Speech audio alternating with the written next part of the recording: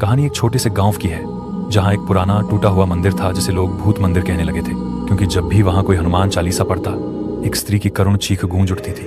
ना कोई उसे देख पाता, ना कोई उसके पास जा पाता। लोग कहते थे वो आवाज उस स्त्री की है जो हर मंगलवार मंदिर के पास आती है, धीरे धीरे रोती है और फिर हवा में गायब हो जाती है। एक दिन एक साधु उस गांव में आया। उसने कहा, जिस आत्मा को भक्ति से भय लगे वो कभी साधारण नहीं होती।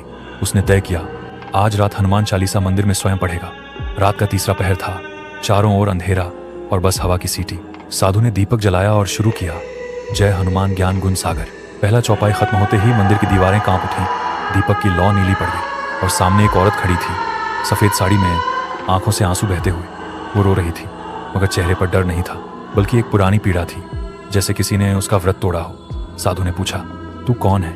उसने कहा, मैं वही हूं जिसने अपने प्राण हनुमान के चरणों में अर्पित किए थे, पर मेरे पाप ने मुझे बांध रखा है। जब कोई हनुमान चालीसा पढ़ता है मेरे भीतर की अधूरी भक्ति जाग उठती है और मैं रोने लगती हूँ। साधु बोला, अगर तेरी भक्ति सच्ची है तो आज प्रभु तुझे मुक्त करेंगे। उसने फिर से चालीसा पढ़नी शुरू की। आवाज़ जैसे जैसे बढ़ती गई, उस स्त्री की छाया हवा में टूटती गई और आखिरी चौपाई के साथ मंदिर में केसरिया प्रकाश फैल गया। सुबह जब लोग मंदिर पहुंचे, दीवारों पर आंसुओं जैसे निशान थे और फर्श पर बस एक लाल पुष्प पड़ा था। कहा जाता है आज भी जब कोई वहां हनुमान चालीसा पढ़ता है तो दीपक की लौ